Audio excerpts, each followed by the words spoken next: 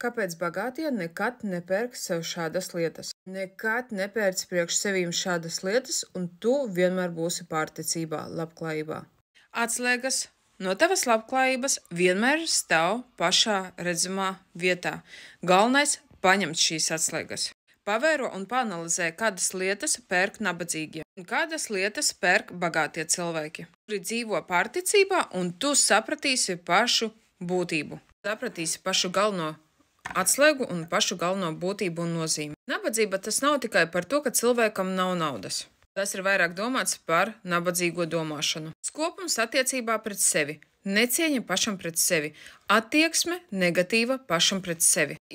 Tā ir tā pati nabadzības domāšana. Tā ir pati nabadzības būtība. Kad tu pērc kaut kādu konkrētu lietu, kura maksā lēti, bet tas nav tikai domāts naudas ziņā lēti, bet kvalitātes ziņā domāts lēti. Tā lieta ātri kļūst neliederīga.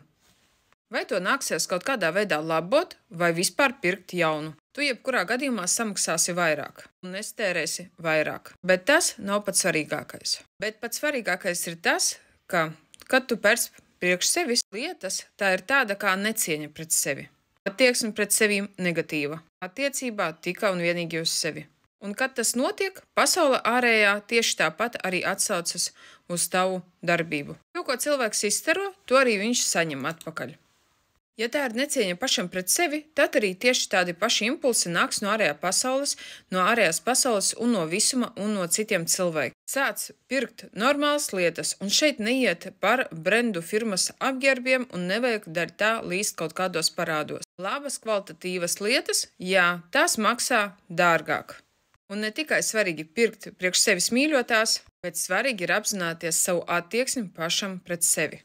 Jo, kad tu ņem, lieto un pērc priekš sevis kvalitatīvas, labas lietas, tu pat tajās lietās jutīsies savādāk. Jo, kā jau iepriekš teicu, nabadzība tā ir galvā.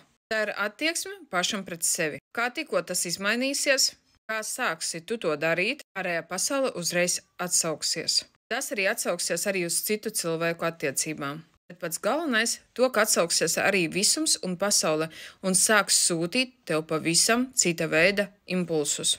Tev vienkārši atvērsies ceļi uz tavu labklājību. Varbūt kaut kādas situācijas radīsies priekš tevis, labvēlīgas situācijas un pozitīvas situācijas. Tava dzīve kvalitatīvi izmainīsies uz labo pusi. Tādas ir tās atslēgas, kuras stāv virspusē. Spied sirsniņu, raksti pateicības vārdus komentāros, un tiekamies jau nākamajos video.